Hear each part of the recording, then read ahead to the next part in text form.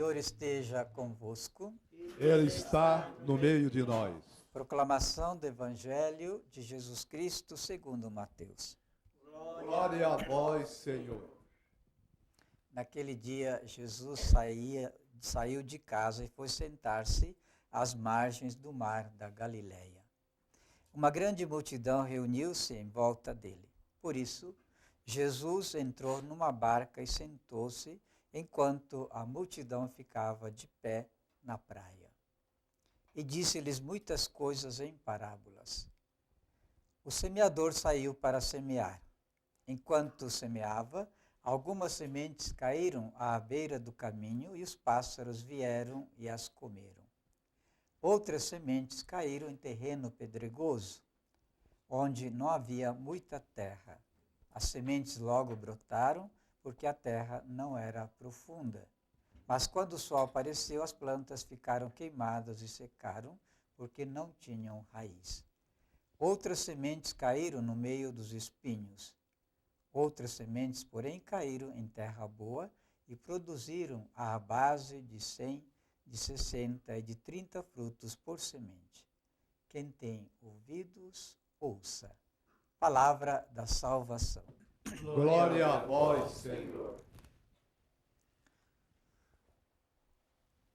O contexto do texto do livro do Êxodo que nós ouvimos apresenta o povo de Israel já no deserto 2 meses depois de terem deixado as terras do Egito, a terra da escravidão.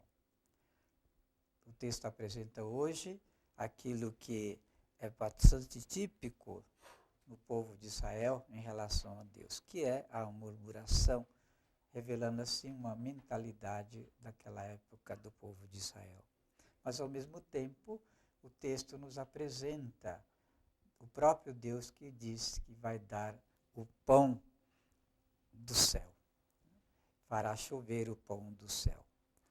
Dessa maneira, nós vamos encontrar, de um modo todo particular, nesta descrição que nós ouvimos, do povo que murmura, de Moisés que intercede, do povo que, de fato, pede o pão, reclama, e Deus, então, promete o pão como alimento. Deus, naturalmente, quando pode se servir de causas segundas, ele não realiza milagre a partir de si mesmo. Normalmente, ele age através da criação. É assim que ele fez com o maná e também com a carne, com os codornizes que Deus mandou, né? E que a natureza já previnha no tarde do dia, da noite, né? No início da noite. Então, o povo é saciado. E outro aspecto, se de um lado era a murmuração, de outro lado é que Deus sempre toma iniciativa para vir em socorro do seu povo. O Evangelho nos apresenta de um modo todo particular a Jesus, que nesse capítulo 13 de Mateus inicia transmitindo a sua mensagem através das parábolas. Hoje nós encontramos no Evangelho a parte inicial em que Jesus então vai falar da parábola do semeador, cuja explicação ele dará mais adiante. O centro das atenções que nós podemos ter em relação à palavra de hoje, da parábola, é a abundância da semente que o semeador se serve para semear. E não importa onde caia, o semeador faz a sua tarefa, aquela de semear. Era costume, né, na realidade terrena vivida na época, então é que o semeador não preparava primeiro a terra. Primeiro lançava a semente e depois então trabalhava a terra.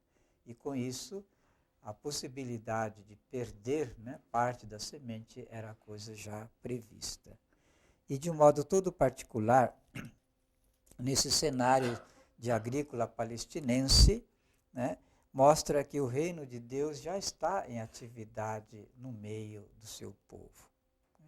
Mas ainda, naturalmente, não é glorioso. E para isso, conta com a colaboração e cooperação humana. o semeador saiu para semear. É uma atitude, né, que Jesus pede também para os seus discípulos. Nós somos convidados a semear sempre. Sobre se frutificará ou não, Deus agirá através da sua graça. A nós compete semear. Quanto à graça de colher e ver os frutos, será uma dádiva que Deus pode conceder a alguns evangelizadores. Mas o mais importante, nesse texto de hoje, é a força da semente, a força interior. Então, não importa em que terreno caia, ainda que percam muita semente, algumas darão fruto. E no evangelho de hoje, Jesus fala de fruto abundante, de 100 por 1, 60 por 1, 30 por 1. Na região onde Jesus falava, né, e apresentava essa parábola, a abundância não era tanto, porque se dava, por exemplo, em 30 por 1. Né? No entanto, Jesus diz que a semente da palavra que ele estava lançando vai produzir muitos frutos. E isso depende, então, sem dúvida alguma, não só do semeador, mas, sobretudo, também do terreno. E aqui, então, um convite para que nós sejamos esse terreno sempre preparado para receber a palavra de Deus, que Deus nos concede a abundância. Certamente, com a graça dele, mas também com a nossa colaboração, esta palavra poderá produzir frutos para a eternidade, o que conta de fato para todos nós. Que a celebração de hoje nos ajude a entender também a nossa missão de discípulas e discípulos de Jesus. Continuamente, sem desanimar, semear a semente da palavra de Deus. Seja louvado nosso Senhor Jesus Cristo. Para sempre seja louvado.